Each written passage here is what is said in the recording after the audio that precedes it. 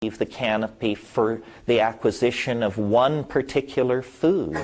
And the food they will come to the ground for and risk predation is mushrooms. So it seems perfectly reasonable to suggest that our remote ancestors exploring the new environment of the grasslands would have encountered, as you would if you were to go to the tropics, psilocybin-containing mushrooms growing in the dung of cattle. Many dung-growing so-called coprolitic mushrooms produce psilocybin, among them Stropharia cubensis, which is one of the largest and pandemically distributed of these mushrooms. I'm sure that our early ancestors also tested other kinds of food. They were testing everything. They were digging for corms with pointed sticks. And I'm sure there were many ecological and medical disasters as a consequence of this. For instance, the birth control steroids in modern birth control pills are produced by Dioscorea vines grown on plantations in Mexico. Well, Dioscorea is the family of sweet potatoes. Imagine a hungry band of primates that come upon a patch of sweet potatoes that are heavy in these steroids. It would raise holy havoc with their reproductive cycle. It would interfere with menstruation, ovulation, lactation, fertility, and, human genetic history is the story of many such encounters with mutagenic influences in the environment. Most of them catastrophic, detrimental, lethal. But in some few cases, there would have been salutary results, advantages conferred upon the animals that accept these new foods into their food chain. And I want to particularly emphasize psilocybin because I believe it's the key. You see, we're looking for some kind of factor which could have exploded the human brain size at a rate 10 times faster than evolution normally takes place. So it's going to be an unusual situation. Perhaps the need to throw a boulder a distance accurately, or perhaps contact with an unusual food item or drug-containing plant. But it was something unusual. If it weren't unusual, it wouldn't have taken this planet 1.5 billion years to bring forth its first intelligent species. Well, so let's look at psilocybin then in a little more detail. It has a number of properties not specifically related to its psychoactivity that make it an ideal candidate for a catalyst for the emergence of consciousness in an advanced animal. First of all, and at the early stage of human invasion of this new grassland environment, proto-hominid invasion, I should say, we were testing foods. We would certainly have tested this food.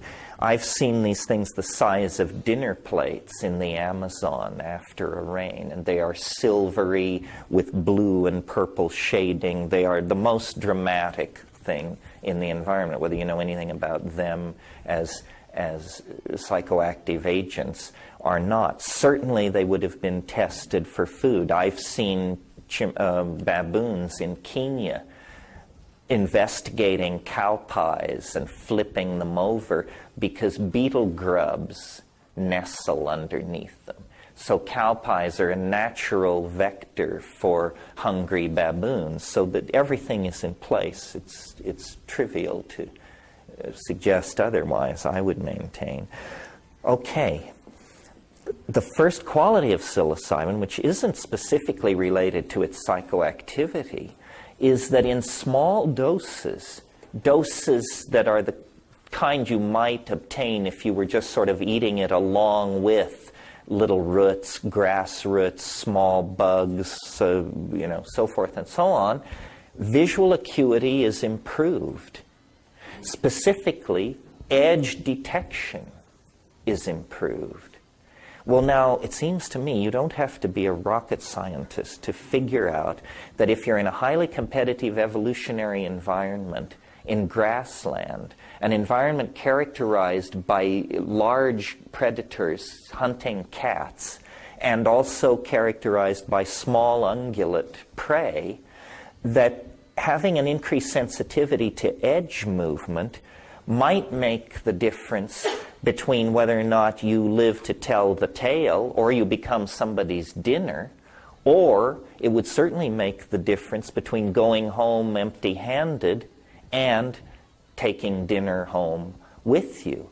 So a factor which enhanced edge detection on those animals accepting that food supply into their food chain, they would have a slightly increased chance of evolutionary success as opposed to the non-psilocybin members of their group.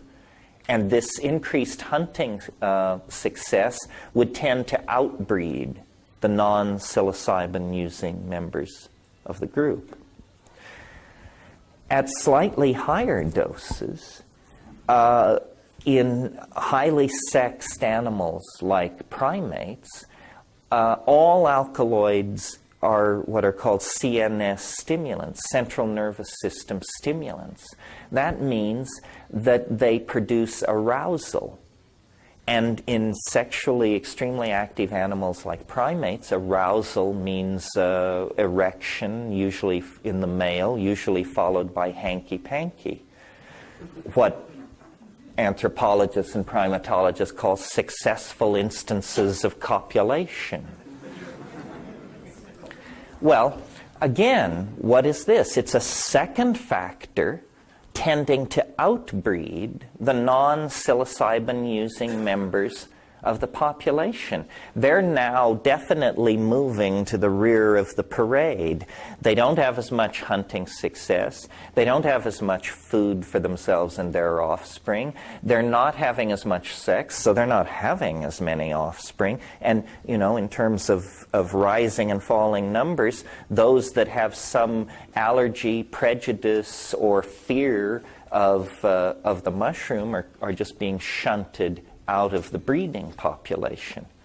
Well, at still higher doses, approaching effective doses of 20 milligrams or more, in other words, 4 grams dried and up, or 45 grams wet and up, hunting is out of the question. Sex is something you can consider, but it's out of the question.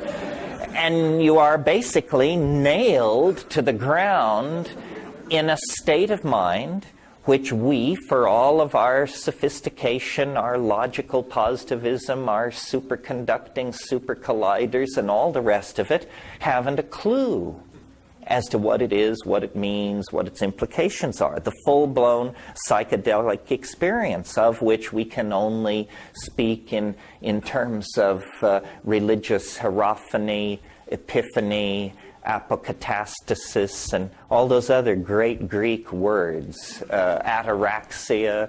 In other words, we like it, but we don't understand it. And it is, therefore, the basis for religion. Well, so right there, you have a 3-step process driven by nothing more than hunger and curiosity that leads remote primate ancestors to a confrontation with what Rudolf Otto called the wholly other, the holy, the numinous, the transcendental. And this is on slightly less firm ground, but in my own personal experience and having collected psychedelic experiences lifelong, I feel confident in saying that at high doses, psilocybin causes glossolalia. Glossolalia is syntactically structured language-like behavior in the absence of meaning.